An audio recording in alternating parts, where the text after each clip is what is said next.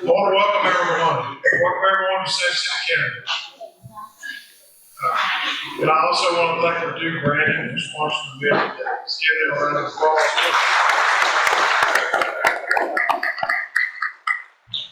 And the minute's going to be catered by Mary Gray Cater.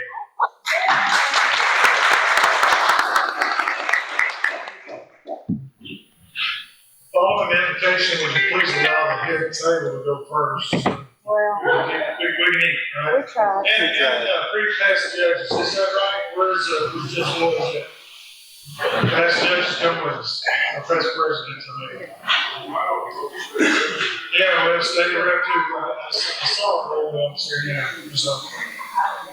All right, I would like to introduce Commissioner Luke Swing to say the invitation.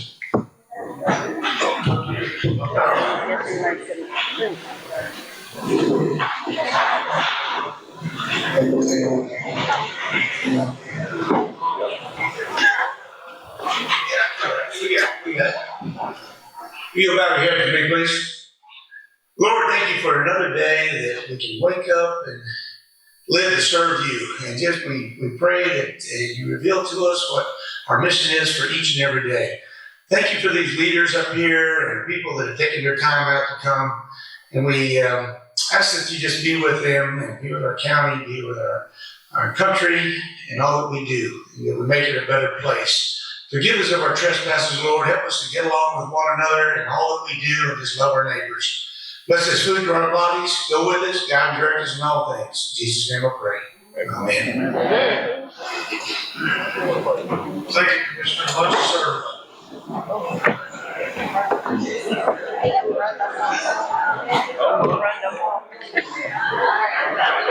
thought they said do that table. Then let the front table go first. Yeah, that's what I was thinking. Whatever. That dessert's over there. Yeah, I can't do sure.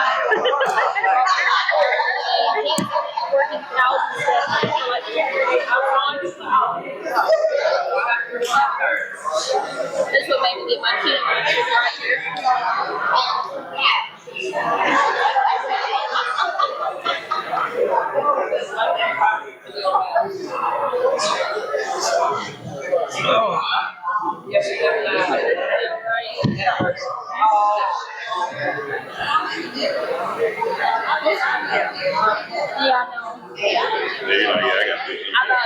Continue to do so.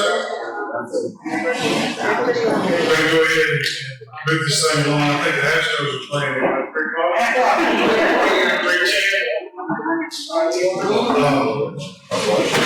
Thanks again to Mary Gray and our Mills was great.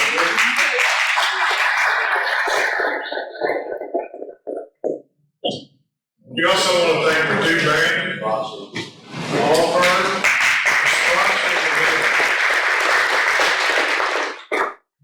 Leslie would like to come up and say a few words.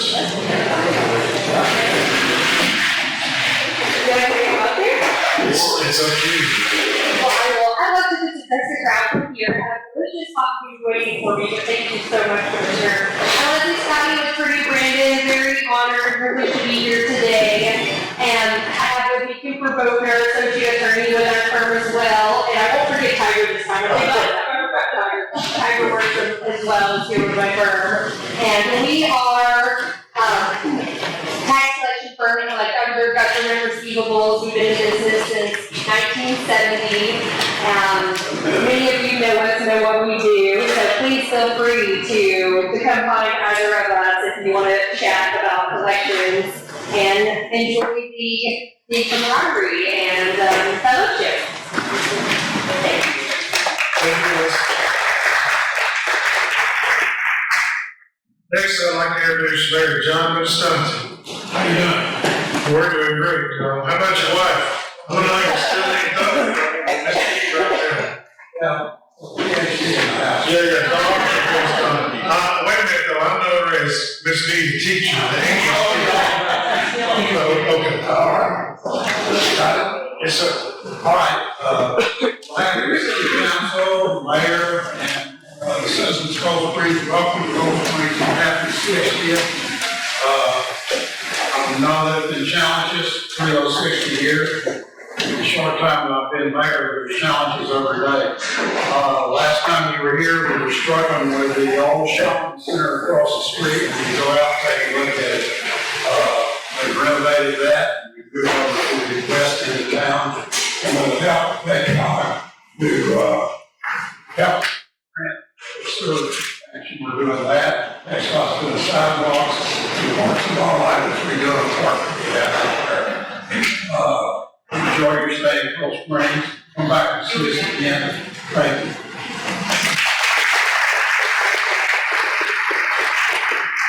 Thank you, Mayor. Next, I'd like to introduce Commissioner Crystal Dominic.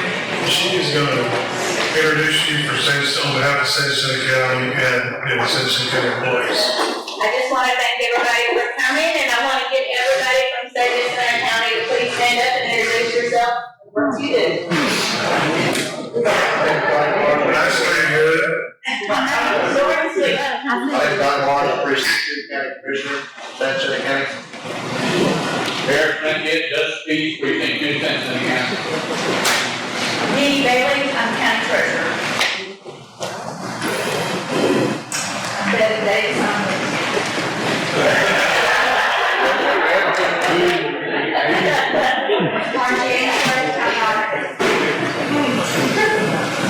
Dawn Wright, County Clerk.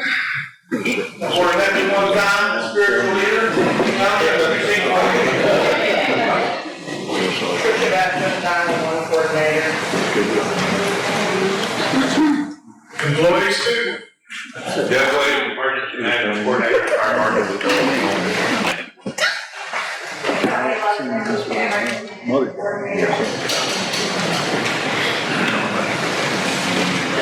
I was gonna say, Bristol Navio, I work in the treasurer's office. She's got 2 more sons in there. David Watson, I work in Betty Green, Commissioner Morris, Secretary. Christy Ayers, I work with the CD and the treasurer.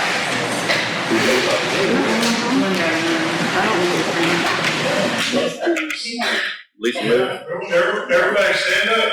Lisa Miller, I work with you, and I want to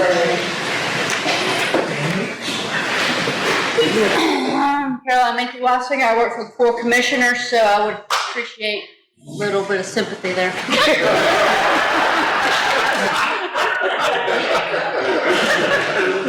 Against anybody?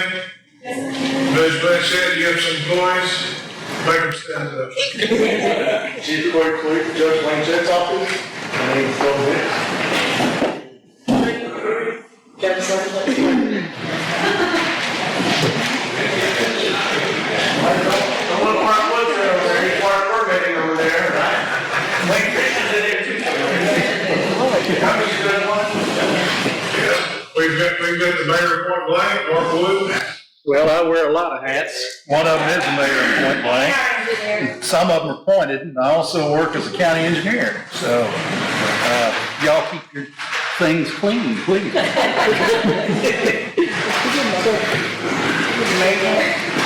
right, thank you, Crystal. There's one more.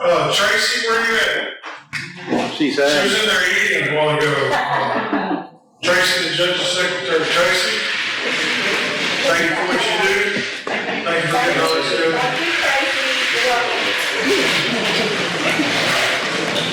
All right, next I'd like to introduce I forget anybody from the county. It is Joe Probus just stood up. Next I'd like to introduce some representative from state and federal offices. We've got Lane Brown with Congressman Brian Bowden's office.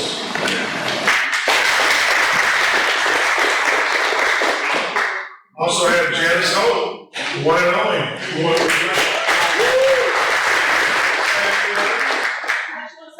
For what you do, thank you for being here. Our county governments would not run if it weren't for the backbone, and that's what you do. So thank you for all you do. Our office is ready to help in any way that we can. Just reach out. Thank you.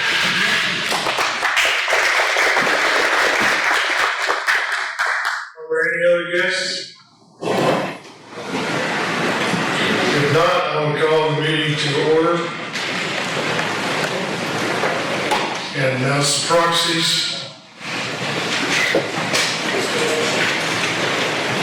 We have Phil White for Ronnie Cochran. We have Cheryl Downing for Tina Batiste. Angela Hobbs Spencer for Kimberly Beatty. Did I say that right? Beatty Hobbs. Nancy Schoenfeld for Greg Saddle. Nancy Schoenfeld for Robin Lawley. Robert Schenkel for Patricia McKenzie. Brandon Prescott for James Arnett. Say that right? All right, I'd like to verify we have a quorum. And I'll move to item number 2, approval of minutes. The minutes of your February board meeting in Houston County are in your packet. Are there any corrections or discussions?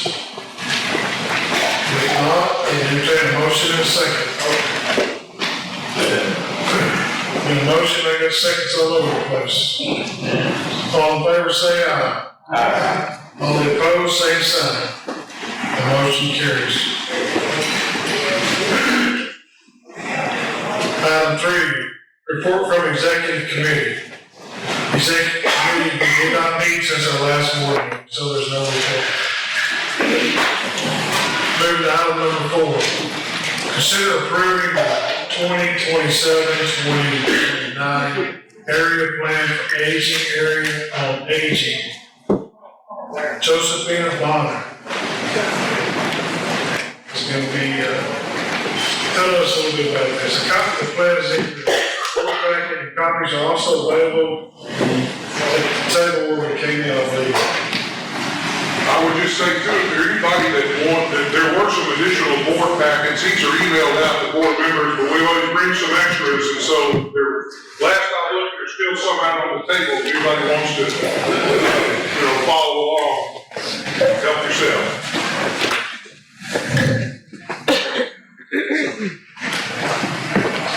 Mr. President, members of the board, or Detcog, I am delighted to be able to present this information in anticipation of your approval of the Area Agency on Aging area plan.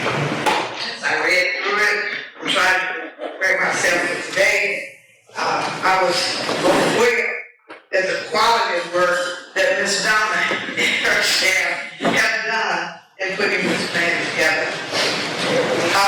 Detcog, the largest all-rural region in the nation. It has historically been distressed and has a per capita household income that is below the state and national average, but you wouldn't know it by the work that they put forth. The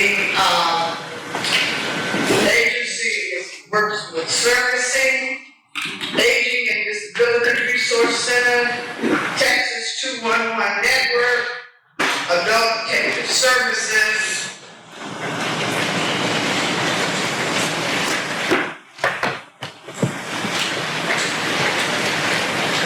it also works to improve opportunity for seeking access to long-term care services and meets with the needs of the Spanish-speaking community, which is increasing in our area. It develops cross-training staff, coordinates client access to the programs and services, and identifies services needs and funding resources.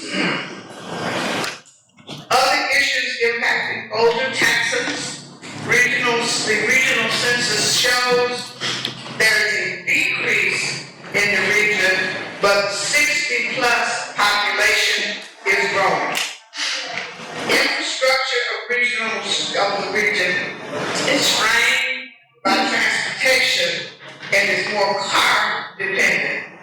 Healthcare, and there are only 4 major hospitals in the county area, and it is strained by lack of housing development. The AAA committee works to help in development of services, reviews programs, develops with staff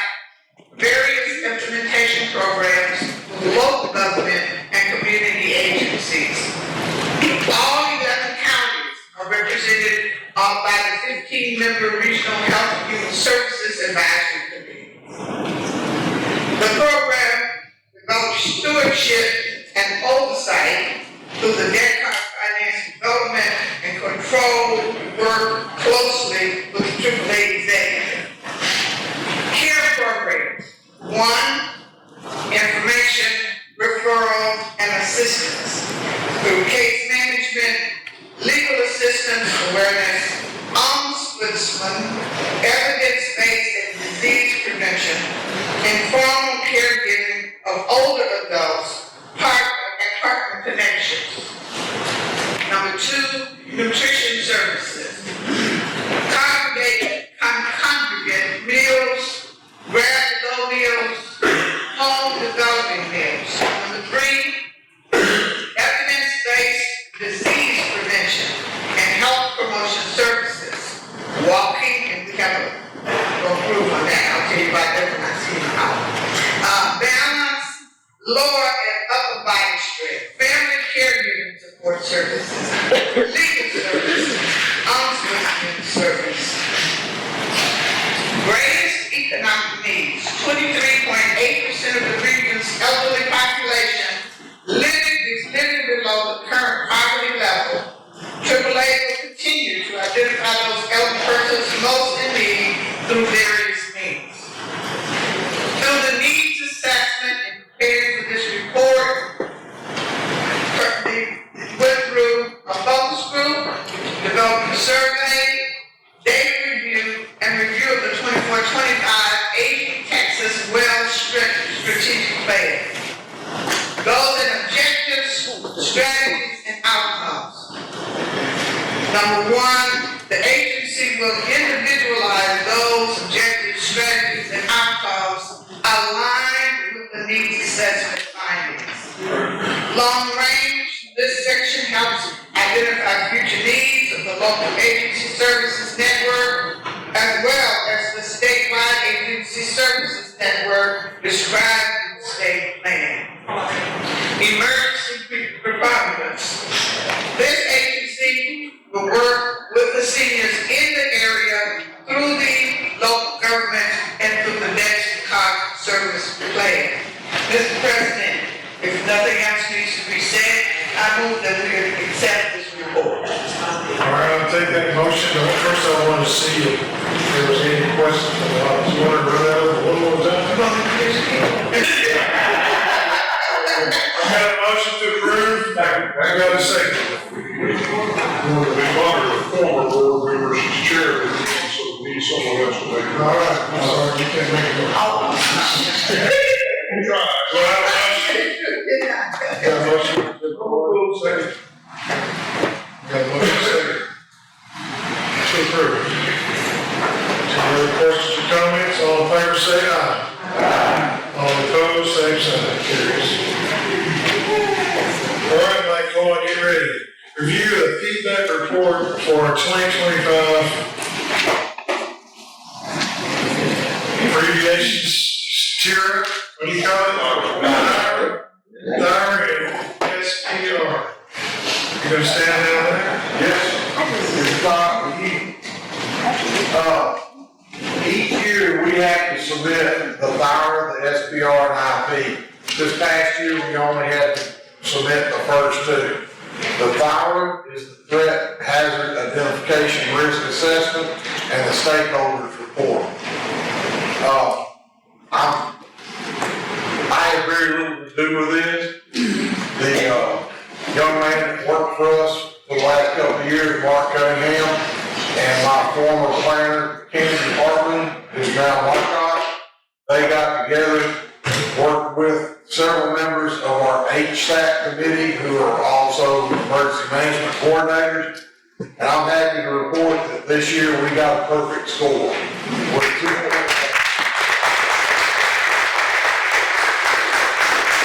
But you want to hear how the sausage is made,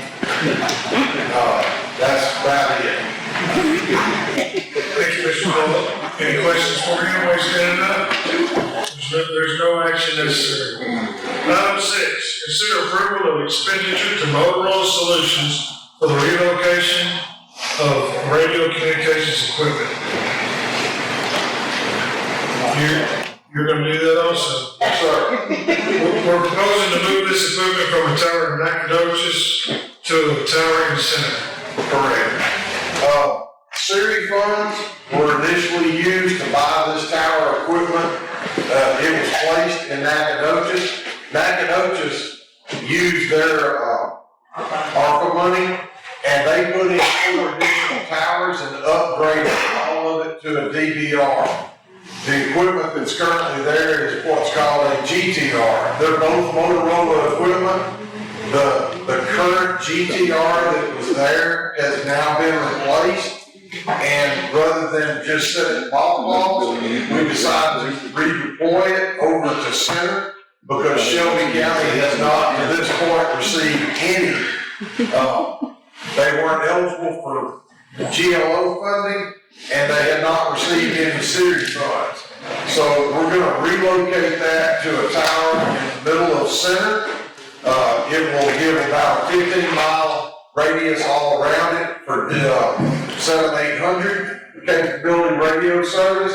And it's gonna cost us about $240,597.49 to move it, rehook it up, put new wires and new antennas on it, and folks, that's a cheap deal.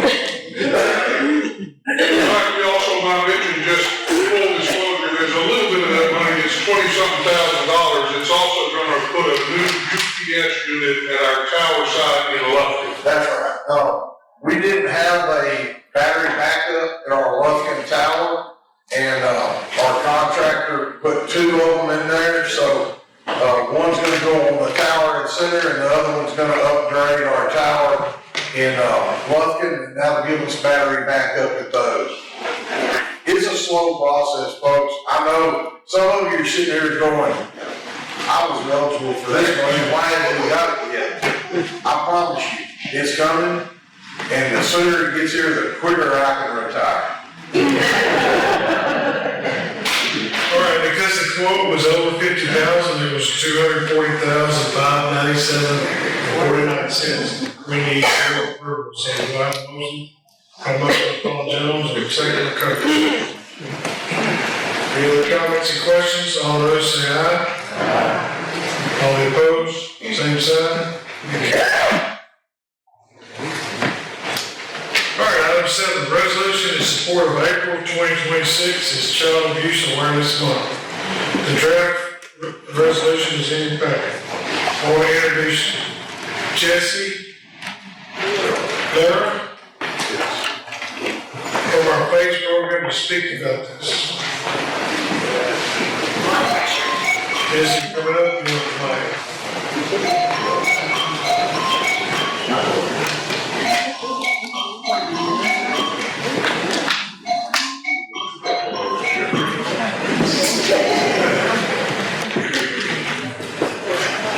Good afternoon, everybody. My name is Jesse Ware. I work with the Family Youth Success Program, and I don't know if y'all know, but April is Child Abuse Awareness Month. And many cities decorate their towns with blue. On April 10th, I know we all wear blue to promote awareness and also promote prevention agencies and also supporting families. Okay? Also, the importance of that is also become aware that not only the professionals that work there, like CPS, law enforcement, but also family members, community members, and everybody needs to get involved in being aware of the signs of child abuse. Does everybody know that 4 major types of child abuse that happen in the state of Texas? We all know physical, right? Sexual. Mental, emotional, and neglect. Do any of y'all know which one is a major one? Neglect, like 73%. Wow. And then next comes physical. Sexual, which gets more media attention and everything, is third. Okay, how many people knew that? Now, saying this, 3/4 of cases do not go reported. These are just reported, confirmed cases. And does anybody know the population of New Brunswick, Conroe, Rockwell? is 50,000. That's the annual cases of confirmed child abuse every year in the state of Texas. And what our program is, we go to the schools, we get referrals from schools, from CPS, and other community agencies. And we can also get referrals from family, anybody. And what we do, we go to homes, we go to schools, we work with families. When we go see families, what do most parents say? Tommy over here has anger issues. Can you work with him? Okay, and then we ask for the question, how's it going within the family? And then when I ask this, Tommy goes, when you're driving in the highway, somebody cuts in front of you, how do you normally respond? The parent goes, well, holler, scream, use descriptive words. Tommy over here is watching you. One of the things with parents is modeling, right? How do you handle frustration and anger? Tommy over here got eyes and ears, he's watching everything. So, in saying this, we work with all the counties within the Deep East Texas, and like I said, we work with age 17 and under, and the 11 counties of Deep East Texas. And anybody can make a referral, like I said. But if anybody has any other questions, you can raise your hand. If not, that'll be it. Thank you. And don't forget, support Child Abuse Awareness Month this April. Okay?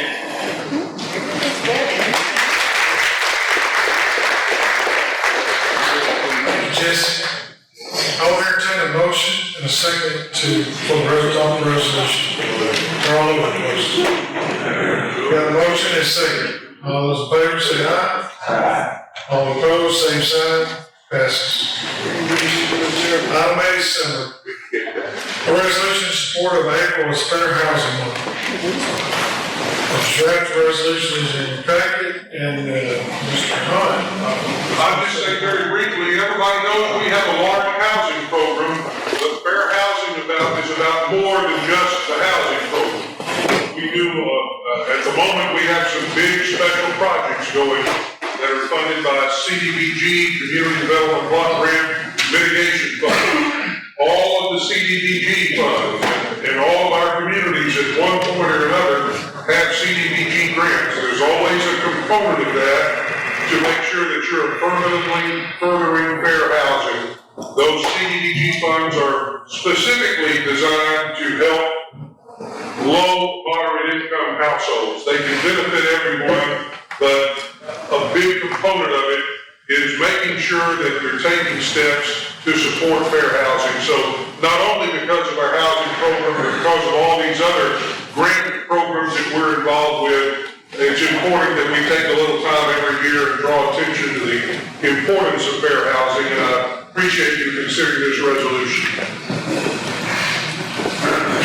Any more comments or questions about the resolutions? Now I entertain a motion and a second. Paul Jones is motion, second Robert Schenkel. All those in favor say aye. Aye. All opposed, same sign. It carries. 9, item 9, resolution in support of April as education, 911 education month. This resolution is in your packet, and Mr. Malone is going to come up and tell us about it. I didn't come up, I think I see. You can hear me. I'm Malone, the director for Detcog Regional 911 Network. And April has been designated for years as National 911 Public Education Month. The importance of 911 public education. I am a master telecommunicator. I've had my license since early 2002, I believe. And working behind the scenes and actually being on the administrative side. You'd be surprised at the people that actually just call 911 for information, to find out are my lights out, where do I need to go pay this, where do I need to do that. We have a public education person, Kimberly Rogers. She goes out in all the different counties doing public education programs. One of the most important things that you need to know when you do have to dial 911 is please know your location. If you don't know your location, then how are we going to send help to you? No matter what it is, we can know what your emergency is, but if we don't know where to send help, that's one of the biggest things that we talk about in doing 911 public education. Also, knowing how to use the phone that you own. A lot of times, and here recently, in doing public education events, Kim, Jeff, and I, we discovered that a lot of people are not aware that technology has advanced and the fact that you can dial 911 as well as text 911. So please know how to use the phone that you own. We're also in the process of upgrading our equipment so that way all the technological advances that go along with 911, we're going to educate the public about it. Please, if you have old phones, make sure that you're not getting them to your grandkids and letting them prank call 911. Because in fact, we've had incidences before where people actually have continuously called 911 and it is a misdemeanor offense. So in addition to April being 911 Public Education Month, please note that April the 12th through the 18th is also National Public Safety Telecommunicator Week.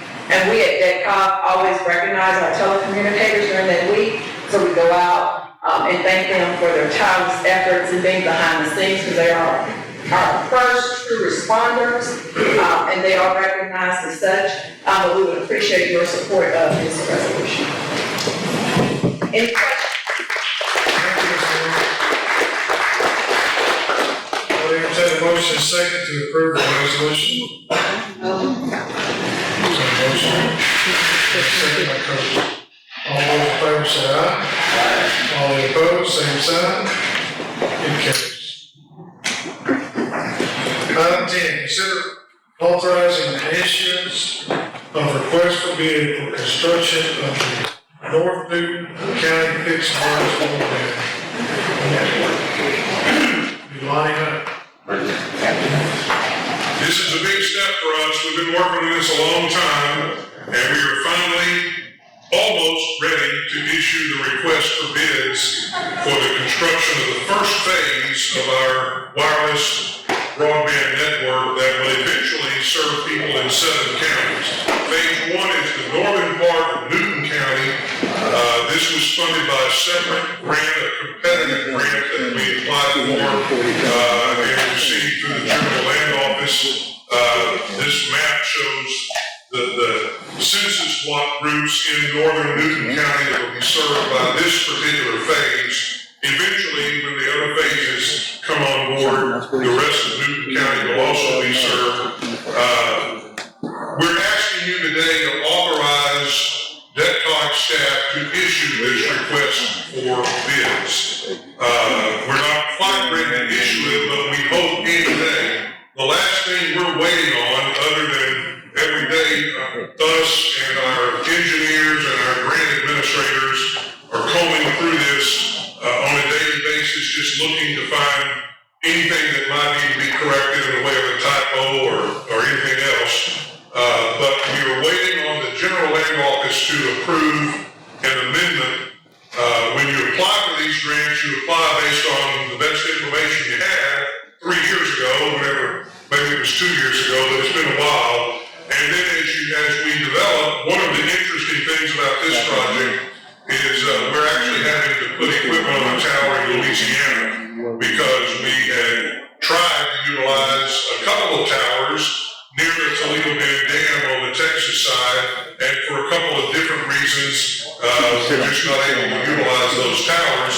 Fortunately, there was a tower literally a few feet across the state line, but just because it was outside of Texas, that required some environmental consultation with the state of Louisiana, as well as the state of Texas, and that's just one of many things that has slowed these projects down. But we have environmental clearance on everything. We have submitted the final amendment to show where the tower locations are, where everything's going to be put. We have been advised by the GLO that the program people there have reviewed and approved all of that. It's just waiting right now on a legal review, which is part of their process. So even if we don't get this approval within the next few days, we need to go ahead and issue this request for bids because we've got a deadline. We have to close this grant out in less than a year, early 2027. So our bid instructions to the contractors are, you must get your construction work completed by December 1st of this year. They should be able to do that within just a few months, but we don't want to get that tight. So we're asking you to approve the issuance of the request for bids. We will then issue it either as soon as we get that amendment approval, or if it doesn't come within the next week or so, we'll probably issue it anyway with some wording attached that says all of this is contingent upon final approval of the amendment by the GLO. We do expect that to happen. This will be a little different than what we're used to in requests for proposals. This is not an RFP. This is literally a request for bids. When the bids come in, this document is 80-something pages long to nail down all the specifications and qualifications that are required. When the bids come in, our engineers will take all of the bids and they will meticulously check each one to see if they meet all the qualifications and if their bid response includes addressing all the specifications that we call for. Among those, let's say that 10 people bid and 8 of them are found to meet all the specs and qualifications, the lowest bidder of those 8 has to be awarded the bid unless there is some valid reason not to. But it's not a situation where we're selecting who we think is the best person to do this work. We have to give them all a chance to prove to us they can meet the bids and qualifications, and then we select the low bidder. The board will actually make that determination to award the bid, but the law says we gotta go with the low bidder. So that's why we continually comb through here to make sure that we've covered every possible scenario and that they're all bidding on apples and not apples and oranges. Connor Sadro, our regional broadband director, is here. We're happy to try to answer any questions you have. The engineers have basically put this document together with a lot of input from our grant administrators as well as Detcog staff. Any other questions? I have one. You have grant application? Preliminary number, what do you expect? We have a budget, and the total budget is a little over $9 million, but that includes engineering and administration fees. Most of it is construction, but we're not really telling them because, we don't want them to all think that, they're planning to spend $6 million or $7 million or whatever. We want it to be a true competitive bid process. But the overall budget for this project is $9 million, give or take. We applied for it. Right, my question is, any question, motion is second, if not, to authorize the staff to issue, it's Paul Jones. Motion. Phil White, second. I wish I could have done that, We have a motion is second, all those in favor say aye. All opposed, same sign, carries. I move to item number 11, consider revision of the Detcog travel policy. We had this last week. This is 3 months ago. I dream about travel policies. I'm sorry, I had this other slide that I forgot to put up a while ago that just gives you a high-level summary of the various things that we're asking this contractor to do in this request for bids. My bad, but over the months, we've been trying to tweak our travel policy to make it better and easier and simpler. And last month, I came back to you with a revision. I'm not throwing anybody under the bus, it's all on me, but we do ask our people for input on these policies, and we don't usually get a lot of input. And then we implement the policy, and then we immediately say, oh, we didn't think about this, we didn't think about that. So this is another one of those we didn't think about situations. We were trying to, and we were patterning this after another Council of Governments policy. We were trying to be, as easy as we could be and say that employees had 15 days to submit their expense reports. But what we failed to really account for in the wording of this is, we have employees that travel daily for their work, not off to a trip, not off to a conference, not out of town, no meals, no hotel. They're just traveling from point A to point B within our region for their job description. And what we wanted to say was, once a month the employee can submit this form, and they have 15 days after the end of the month to do it. So that's our latest tweak. I hope I don't have to come back with another one, but I can't promise you that. But if you would consider changing the language on the top to the language on the bottom, I think that, and by the way, I took it upon myself to go ahead and implement this as soon as we saw that it was going to be a problem. And I told them I'm doing this temporarily pending taking it to the board for your approval. Any other comments or questions on the travel policy? Motion to approve. I got a motion, and I've got a second right here. So all those in favor say aye. Aye. All opposed, same sign, passes. All right, item number 12, They're rolling now. I don't know why y'all laughing at me. Okay, I'm not gonna say much about this. Maybe Mike Call wants to. Last month we made a big deal about how, yay, the Homeland Security Fund that's been frozen because of a lawsuit in Rhode Island was unfrozen and we're getting our money. Well, guess what? It's frozen again, this time because of the federal, whatever they call it, partial shutdown that affects FEMA, and that's where this money comes from. So it's my understanding that, yes, we're getting our money, but there's nobody at FEMA right now to write the check or push the button to transfer it down to the state so they can transfer it down to us. So the good news is some of our public safety program is funded by an interlocal agreement with the governor's office. That has resumed, so we are squeaking by and doing all we can to keep everybody going. But we do have some funding in our Homeland Security Planning Grant that helps fund our public safety office. And sooner or later, if that money doesn't come down, we're gonna have to dip into local funds just to keep some operations going. Right now, we haven't had to do that, but we are gonna keep it going one way or the other. I'm excited about some new hires and some promotions. So let's, first of all, say happy retirement to Janette Lewis, our housing program director. She's been with Detcog 16 years. The first 6 of that, she built houses as part of our disaster recovery program from Hurricane Ike and Rita. The last 10 years, she's been program director of our Housing Choice Voucher Program, the rental assistance program that serves about 1,700 families across our region. She's done a magnificent job. Her last day is the end of this month, and we, of course, trying to make her cry and feel bad, but she's still smiling all the way. So anyway, we do want to thank Janette. She's not here today, but she's been to most of these board meetings in the last 10 years, and I know you join me in wishing her happy retirement.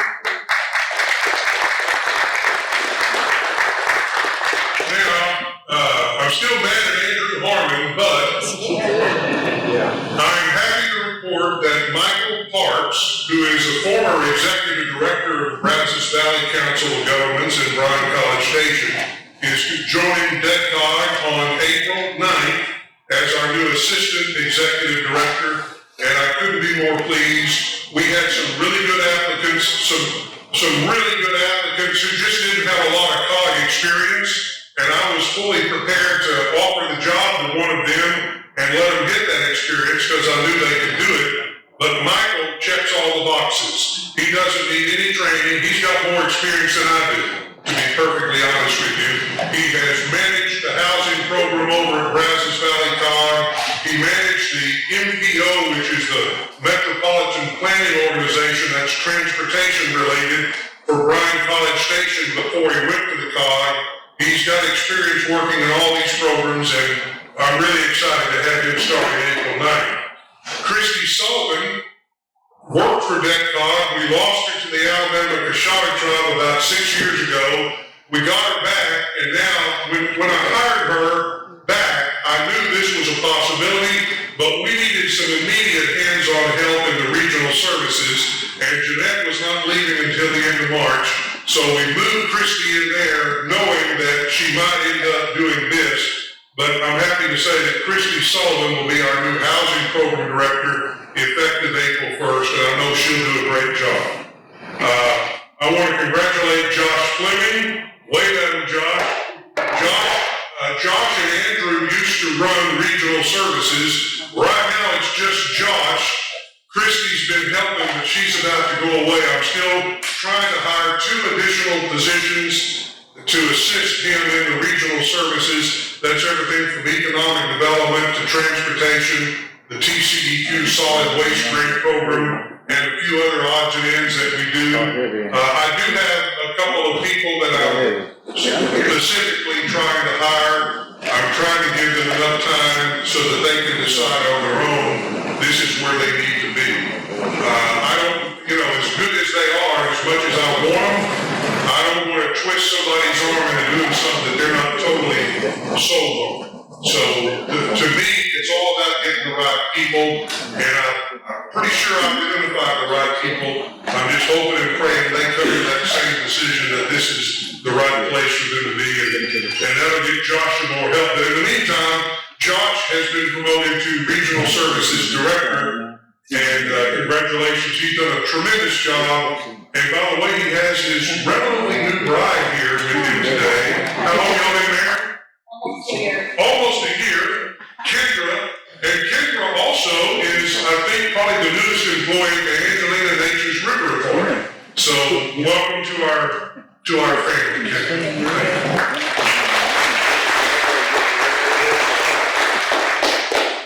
Okay, this quit.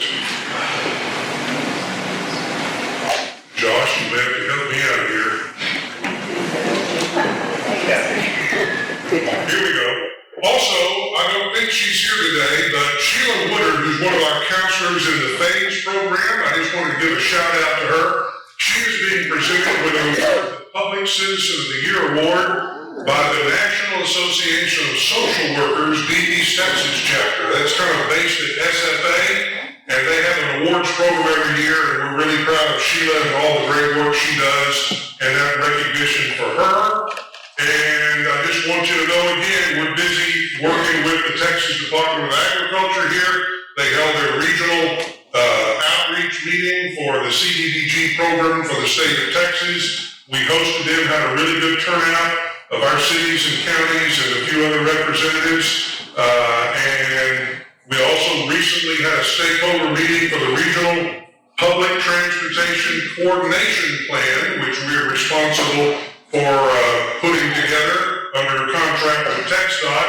This gentleman is with KFH, which is our engineering consulting engineers that are working on this plan with us. Josh also is heavily involved in that, and this was a hybrid meeting. We had probably 8 or 10 people in the room, and then about twice as many online as well. But we're continuing to do a variety of things. I was recently in Washington at a National Association of Development Organizations, NATO, legislative conference and board meeting. I happen to serve on the NATO board, and much to my delight, this gentleman second from the right there, who's actually speaking, is Charlie Glover. He's the new CEO of the TML Temple Foundation. NATO ran into Jerry Kinney, who used to work at the Temple Foundation, is now with this large nonprofit foundation up in Appalachia, and they connected some dots, and Jerry said, well, there's this foundation down in East Texas that really works very closely with the Council of Governments there, and they've done a lot of great stuff. And so NATO invited Charlie Glover to come be on this panel, and he did have some nice things to say about Detcog, and we appreciate that very much, even though they stole Andrew from us.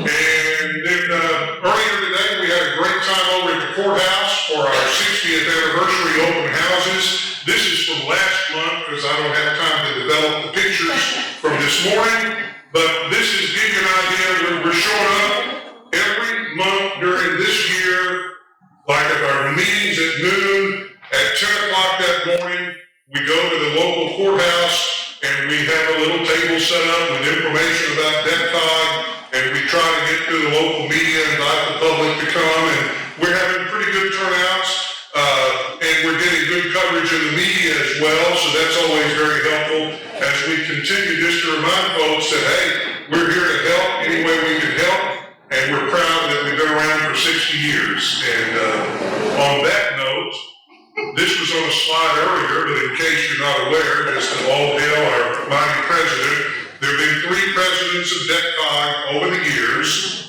Commissioner Natuno is the 3rd one. When Detcog, this is for you locals, when Detcog first organized in November of 1966, a commissioner by the name of Bud McCeller was representative of San Jacinto County at the organizational meeting. Just a few years into Detcog, the county judge here, K.P. Bryant, served as Detcog president for a couple of terms, I think. And then a little bit later, probably in the 80s, Judge Joe McMurray also served as Detcog president. And now, of course, we're very well led by Commissioner Mark Natuno. So we appreciate San Jacinto County and all of our other counties that have been together for 60 years.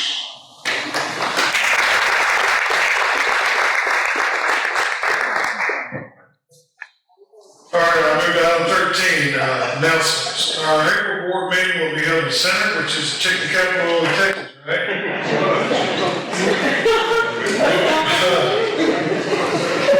You know they're gonna serve chicken? That's where it's in. At the John Wenham Civic Center. Once again, there will be a public reception at 10 o'clock to honor the 60th anniversary. Any other announcements? I believe Judge Boyd had one. Actually have 2, one kind of an upper, one a downer. The downer first, we have a long time JP August Mosley who passed away last week, so we'll all remember him and his family. He was a good young man. And I say a downer, but he's a good Christian guy, so we know where he's at today, so maybe it's not a downer, but he had back up top. So,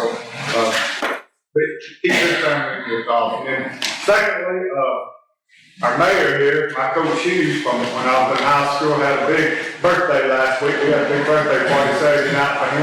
Mayor Hughes turned 80, so I'd like to do it.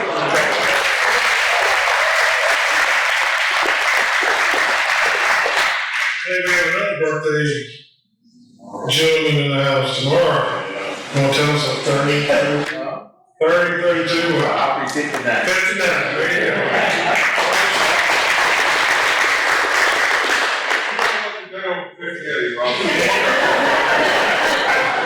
Any other announcements? Right, I've got all over the place.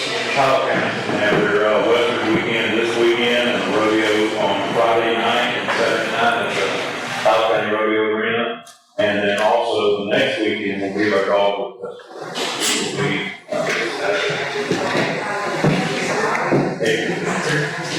And then the 18th, Tyler County is having a fly-in at our airport. Okay. Our county busy. Yeah, sure. Okay, you have one? Okay, I'm sure I had a fair this week. All last school district. She's gonna hold off and she'll announce it. You don't have a fair start? I guess I can do an early announcement. We're working on our annual powwow the first weekend of June at the reservation. So come on out. It'll be at our Veterans Pavilion. It's a Friday night event and throughout the day Saturday. So not only is it a very colorful event, but it has a festival-like atmosphere. So come hungry, and there'll be tons of vendors there. So.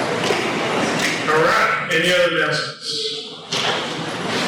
Yes, one more, if I may. When she said colorful, that triggered 2 things actually. So 1 thing, 2 things, right?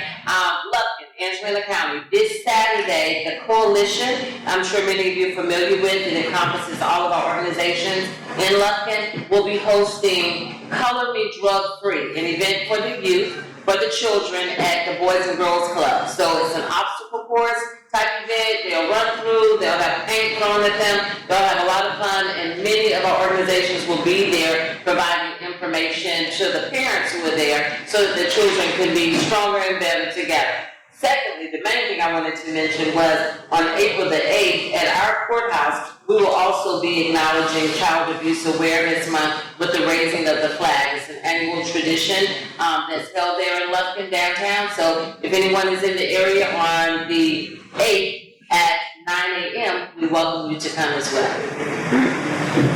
All right, thank you. One last comment. I can entertain a motion and a second to adjourn. Judge Ward,